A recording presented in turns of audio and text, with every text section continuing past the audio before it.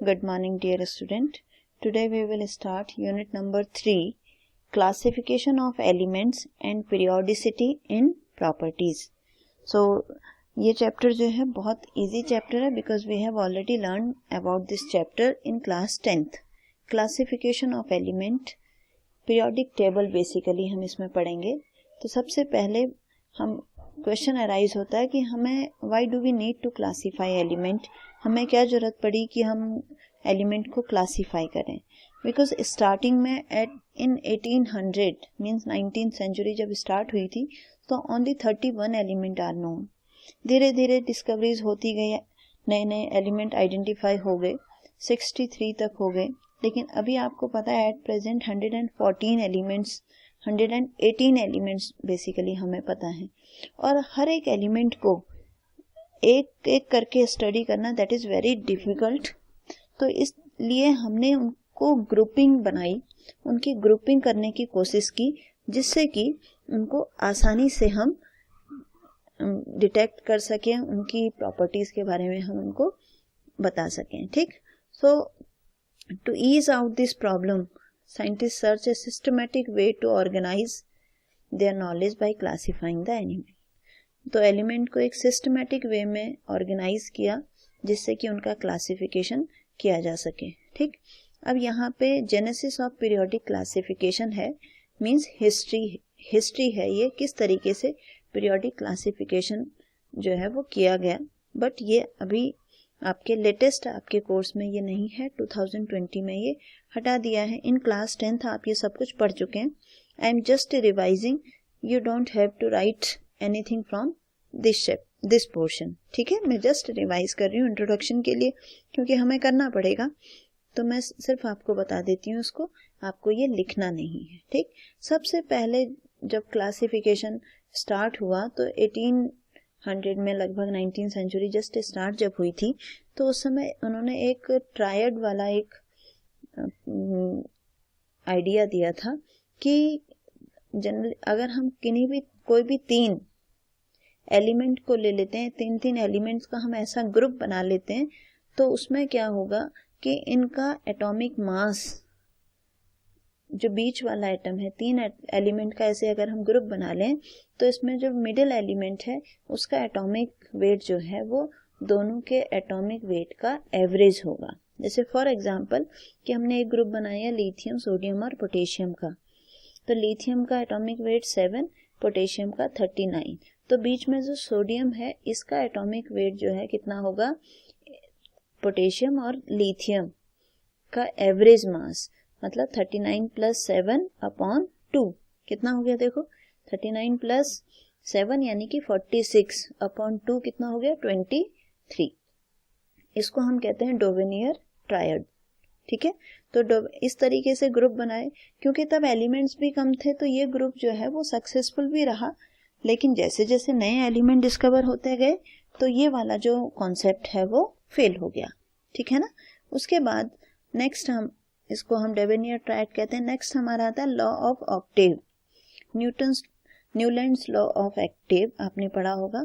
तो न्यूलैंड ने क्या किया, 8 एटम्स का ग्रुप बनाया और ये कहा कि एवरी 8th जो एटम होगा वो अपनी प्रॉपर्टी फर्स्ट के साथ रिजेंबल करेगा. जिस तरीके से होता है सा रे गा मा पा धा नी सा, बिल्कुल same. Lithium, beryllium, boron, carbon, nitrogen, oxygen, fluorine और दोबारा से सोडियम. फिर इसी तरीके जैसे उसको रिजेंबल किया गया किसे, सा रे गा मा पा धा नी, फिर से सा. तो यही चीज उसने ये कही कि एक रिपीटेटिव पैटर्न है. ठीक.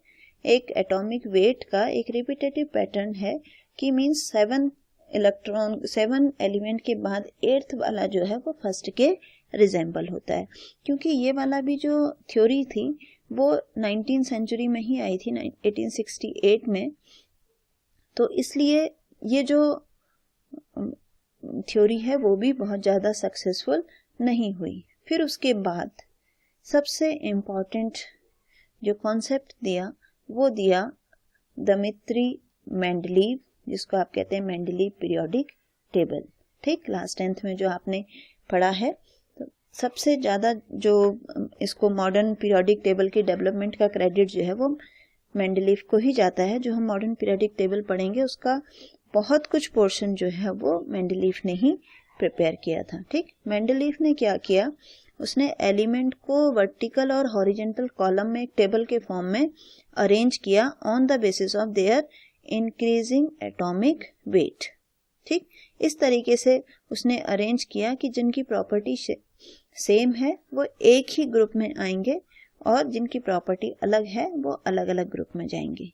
ठीक है, तो मेंडलीफ के इस क्लासिफिकेशन में बहुत सारी चीजें रिकॉग्नाइज हुई। ठीक, पूरा पीरियोडिसिटी का ये मिला कि कुछ एलिमेंट हैं, पूरे इसने 8 जो है वो ग्रुप्स बनाए थे, 7 पीरियड्स बनाए थे। Period means horizontal, groups means vertical. ठीक, तो फिर उसके बाद बहुत सारे एलिमेंट, ये आपका पीरियोडिक टेबल भी आपको यहाँ पे गिवन है मेंडलीफ की। तो इस तरीके से देखो, ये जो हॉरिजेंटल हैं, क्योंकि आप इसको 3 ऐसे देखेंगे, तो जो ये पीरियड ये हैं हॉरिजेंटल, इनको कहा गया पीरियड्स। और ये जो आपको 0, 1, 2, 3, 4, 5, 6, 7 और 8 दिखाई दे रहे हैं, दीज आर ग्रुप्स। लेकिन ग्रुप्स को भी उसने ग्रुप में भी क्या किया कि बहुत सारी उसमें ड्रॉबैक्स भी निकली थी, क्योंकि तो वो ड्रॉबैक्स आप लोग पढ़ चुके हैं क्लास 10th में। We are just revising, this is not in your course now. तो आप देखिए इसने क्या किया कि कुछ ऐसे एलिमेंट, जैसे यहाँ देखो आप फर्स्ट ग्रुप में अगर आएंगे तो हाइड्रोजन, लिथियम, सोडियम, पोटेशियम, और इसके साथ रखा है कॉपर, सिल्वर और गोल्ड। तो एक तरफ तो ये सारे के सारे वेरी रिएक्टिव मेटल्स, दूसरी तरफ ये कॉपर, सिल्वर, गोल्ड, ये ऑलमोस्ट इनएक्टिव मेटल्स। तो इन दोनों को इसने साथ रख दिया, जिसकी वजह से ये जो क्लासिफिकेशन है ये एक्सेप्टेबल नहीं हुआ। दूसरा क्लासिफिकेशन जो किया कि ये 8th ग्रुप में 3 एलिमेंट के ग्रुप को रख दिया है, आयरन, कोबाल्ट, निकेल और रुथेनियम, रोडियम और प्लेटिनम। तो इन 3 ग्रुप को किस तरीके से क्लासिफाई किया वो नहीं पता लगा। दूसरा, जिसका एटॉमिक मास, जैसे क्लोरीन का एटॉमिक मास है 35 और आर्गन का एटॉमिक मास है 39। तो ऐसे बहुत सारे ऐसे भी एलिमेंट आए जो कि उसके अकॉर्डिंग फिट नहीं हो रहे थे, अकॉर्डिंग टू सीक्वेंस में फिट नहीं हो रहे थे। लेकिन इसका बहुत बड़ा एक कंट्रीब्यूशन यह है कि जो एलिमेंट डिस्कवर नहीं हुए थे उसके लिए उन्होंने क्या किया, गैप छोड़ दिया। ही लेफ्ट गैप, एल्यूमिनियम के लिए गैप छोड़ दिया।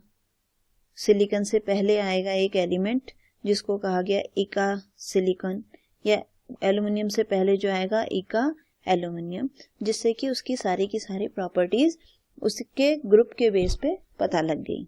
ठीक, तो ये आपका मेंडलीफ का कॉन्सेप्ट था। ये हमारे कोर्स में कुछ नहीं है, तो इसको आपको लिखना नहीं है, just read it out only.